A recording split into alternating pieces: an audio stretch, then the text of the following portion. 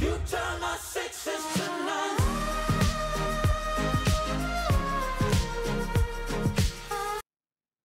What's up, YouTube, and welcome back to another video brought to you by Critical69. That's me bringing you critical guides and advice on how to take your gameplay to the next level. This video is going to be about Shieldmaidens in territory war applications. As many of you know, and many of you've seen my guide about Shieldmaidens, but you have been consistently asking about actual territory war applications. So I compiled a bunch of clips about my past territory wars against some of the top tier alliances, showing these wonderful ladies and how they shine in territory wars. I hope you guys enjoy it. Please provide some comments in the description below, as well as some likes, some subscribes, all that YouTube stuff. It helps me grow my channel. As many of you know, I'm trying to become monetized on YouTube. So this is me asking you to hopefully hit that like, hopefully hit that subscribe. And I greatly appreciate all the support you guys have shown. And I hope you guys have a wonderful, wonderful Memorial Day weekend. Let's get into it. So before we get into some clips, I'd like to show you guys my latest developments on what I think the best Shieldmaiden build is right now. So in my video previously, you've probably seen the Doctrine layout, but that's because I did not have the latest and greatest Doctrines.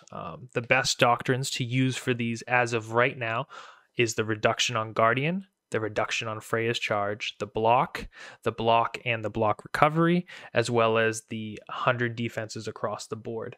Now, before I did not have that Freya's charge cooldown, but this is key on using these ladies on how they shine for a support unit.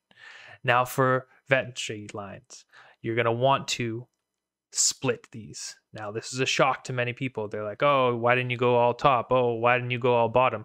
I'm like, frankly, you're not using these ladies for DPS. You want to focus on where they shine, and that's as a support unit with survivability and buffs. And in order to do that, you put in all the points up to this point with Guardian, maximizes your Guardian cooldown reduction.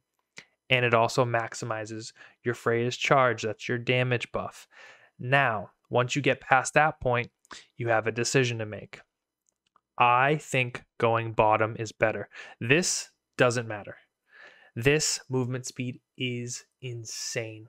It's 3%, but it really does help because sprint is activated when they're in cover commander. So I cannot pass on this movement. Movement and removal of CC is what makes or breaks games. And if you can buff something's movement, aka if I had a sprint doctrine maybe on these ladies, I don't have any, but maybe something to look out for in the future. Maybe, I don't know. Plus health is better than the block recovery. So people are saying, oh, you can get up to 60% additional block recovery. You don't need it. If you have the epic doctrine that already gives you 200%, that is plenty enough. As you'll see, not many things break this unit's block recovery unless it's going to just skyrocket past it. It's not going to make a difference 60%. It's really not. But in this build, you can only get up to 40%. So say if I removed this health right here, put these 3 points up to here, and then put in this 1 up to here. So you're essentially comparing 40% block recovery to 3% movement speed and an additional 3% health. You can do the numbers, you can look at it because you put 1 up here and stuff like that. But this is what I think the best Shieldmaiden build is right now. If you agree, disagree, let me know.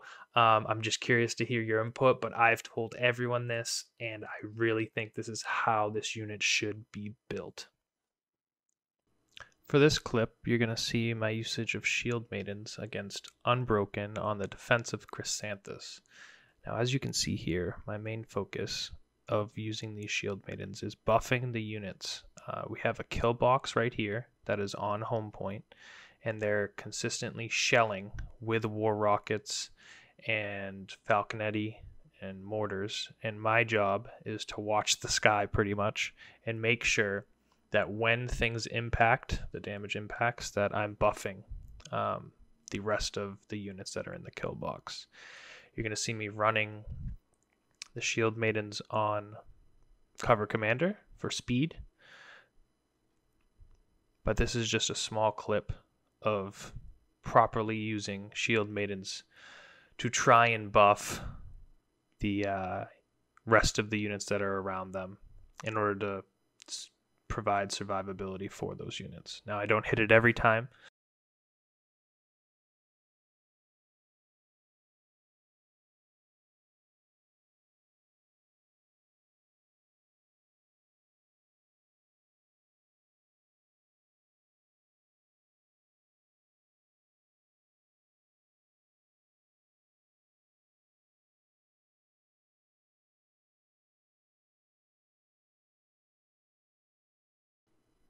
As you can see, the defense buff definitely helps when it's up on the impacts.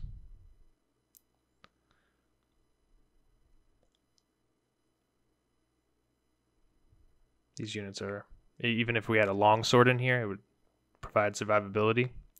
But the fact that my Shieldmaidens just face tanked a war rocket and only lost that much health, and there's another war rocket with the defense buff, is insane. Now here's a different clip. This clip is actually pretty big. It shows how strong they are at holding a position.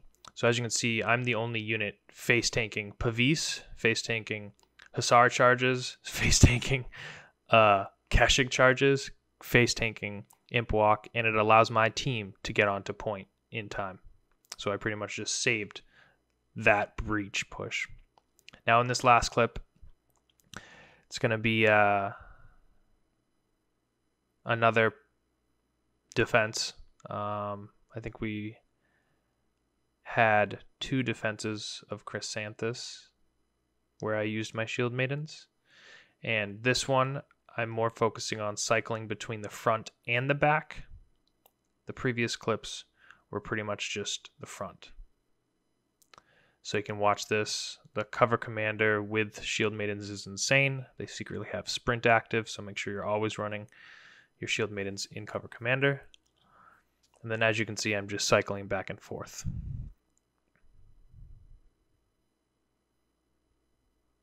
Now I see a push coming, so I immediately put my Shieldmaidens in position. Kill anything that can get behind my maidens. And as you can see, they are just in the middle ground, I would say, sometimes on the front line, and they are just tanking. Look at how much damage comes in, and they are just tanking. Like, absolutely insane. And then I buff again, and all the units get the buff again. I even put them reversed there because I was in a... Unfortunately, of course, mistakes are going to be made. I was in a rush to get the buff onto my team, so I didn't reverse the direction.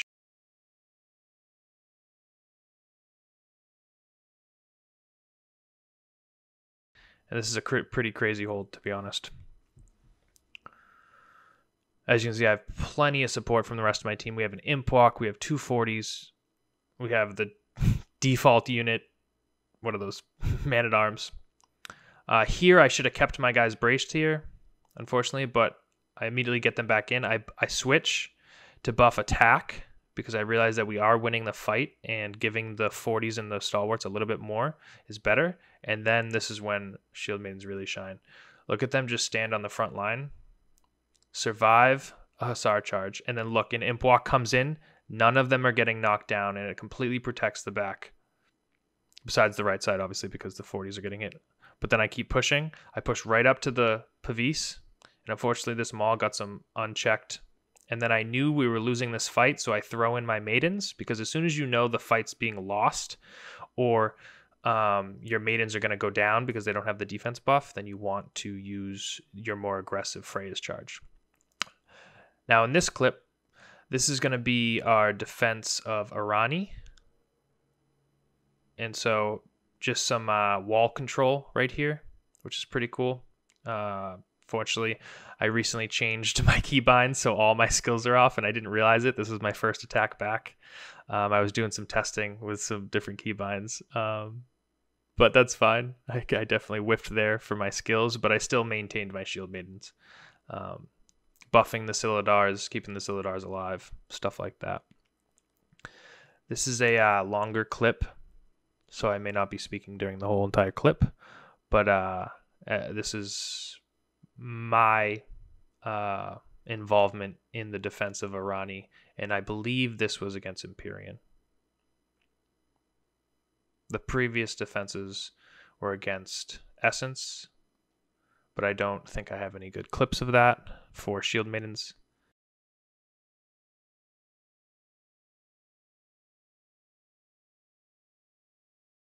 But I'm pretty much just on wall duty and controlling back and forth, making sure no towers land, as well as no heroes come up the ladders. And then when they do decide to push, I push down to the breach. In this one, I don't have to because my team handles it. And I decided to stay on the wall with my maidens. But the good thing about this map is that it's extremely hard to attack. It's very easy to defend because, as you can see, there's a supply point right there, and it's just crazy how easy it is to get to the supply point. Now, this is a pretty cool clip right here. This is me taking down the siege tower. This siege tower would have landed if I didn't do this. And as you can see, my maidens are face tanking, absolutely face tanking cannon fire, as well as, see how I just got that siege tower down? That was huge. We thought that was going to land, and I got the last shot off last minute. And Ripcats even tried to come behind and flank, and my maidens just blocked his attacks against my Culverin. And the maidens blocked 2 Culverin shots that would have killed my Culverin. So it's absolutely insane using these maidens on the wall. Like I said, guys, these are clips that are highlighting Shieldmaidens. It's not highlighting anything other than that, because this is a really hard town to take, Fief, when you're attacking. It's definitely defensively better.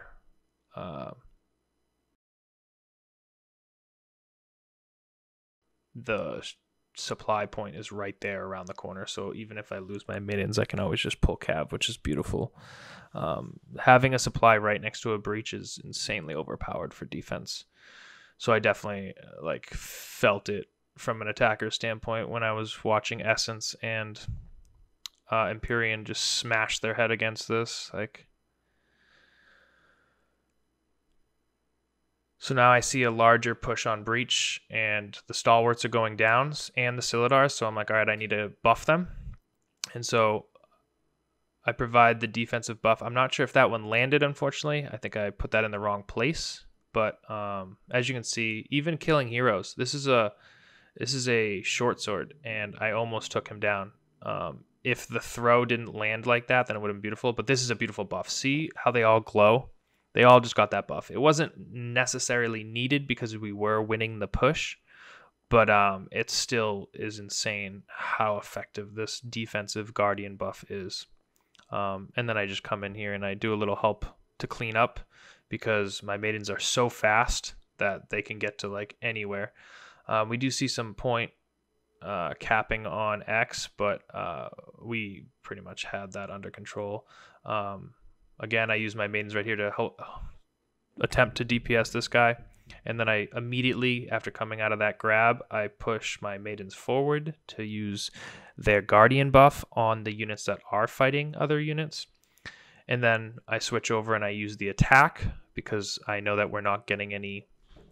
the enemy isn't really attacking us anymore, but we still want to defend. So I boost their defense buff to... or boost their attack buff to solidify the hold. Just a friendly reminder to be sure to like and subscribe at the bottom of your screen. I appreciate all the support, guys. Thank you so much. Like I said, this video is just to reiterate how strong Shieldmaidens can be if properly used. And I'm still even learning them. I'm nowhere near perfect with these, but the only way you're going to be able to do this is to practice. I should have, even here, I should have had these maidens a little bit further down. That way they could have done a little bit of damage to these cav, but it's not the end of the world because, as you saw, the maidens even buffed to a different level. It's definitely not a huge level difference. I can't just on the wall to on the ground buff them.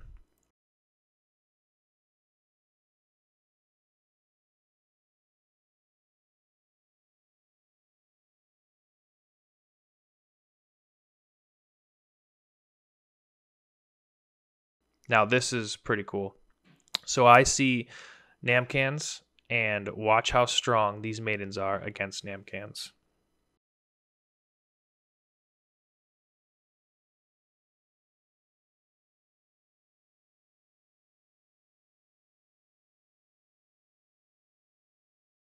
Tactic for a lot of attackers is to put Namkhans on the ground in order to, provide DPS to anyone who's kicking ladders. Because if you get hit too many times by Namkhans, it'll stop you being able to kick. Fortunately for maidens, they completely shield themselves against Namkhans, as you can see here. Now, essentially, I'm free to kick all of these ladders and completely stop their attempted push. Meanwhile, the Namkhans are completely drained of ammo, and they have to go back and get more ammo, which is insane. My Shieldmaidens took no damage. Even then, they just, what was that, a culverin or a mortar, and they just face tanked it. And look how quick they run to me. It's insane. And so I put them over to go heal up because I know I have a little bit more time before the Namkhans come back. And I believe this is where they called a push to the breach. So I am separated from my maidens right here. But we're perfectly holding. Like, as you can see, this was definitely a mistake on my behalf when I decided to, well, I helped stop the, push. But my maidens came straight through and then helped me clean up a little bit, which was good. I definitely was in a vulnerable situation there, but the maidens came in clutch and they made it to me really fast. And then I come over and I just buff again, help buff the main hold. Like I said, I'm not putting my maidens on the front lines unless it needs to happen. I'm avoiding that. I'm focusing on buffing my units and my teammates' units as much as possible, and helping them hold certain key locations. Like these 40s needed a little extra boost, so I just popped on a Guardian buff, and it just helps so much when the enemy team is pushing.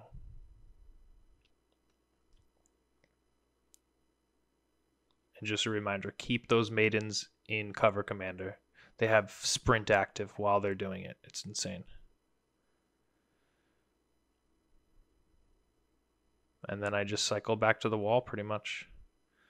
We reset, stopped another push, and keep it going.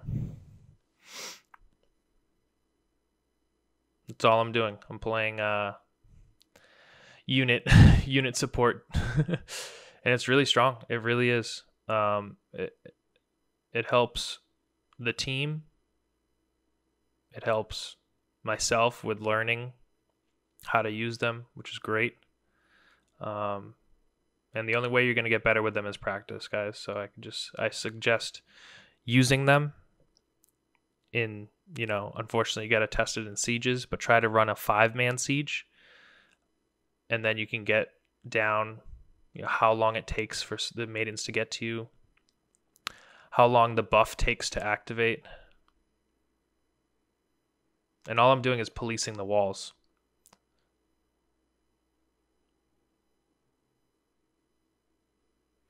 Because they're quick. If I get into a sticky situation, I can just use the defense buff on myself. If it's a hero-on-hero fight, Shieldmaidens will win. All I got to do is activate their charge and then their triple strike. And generally, I can face tank enough damage because I'm full armor maul, so that I can either stall whatever I need to defend, or my Shieldmaidens can make it to me and kill whoever is trying to kill me.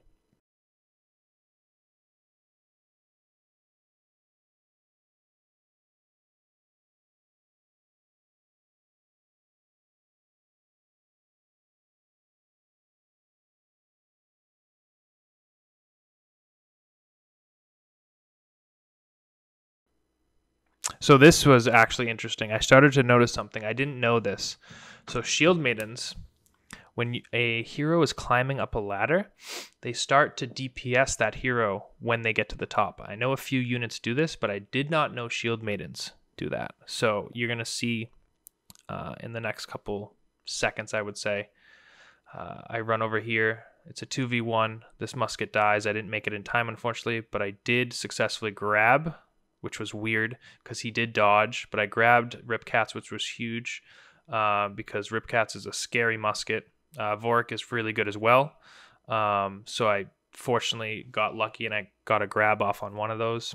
But as you can see, watch this. They, in cover commander, they charge the hero. I'm not doing this. So in cover commander, when the hero's coming to the top of the ladder, they start to charge him. It's a weird, not charge, but they like focus on bashing him. It's pretty cool. So that's a good new mechanic that I learned, and definitely can be manipulated. So here, I knew the musket was going to come and bomb, so I immediately buffed my hero and my maiden, so that bomb did no damage. And unfortunately, I did get grabbed here. I definitely overfought here, and they committed to it, which was good. And when he landed that grab, that's what threw me down. But that's fine. It is what it is, you know.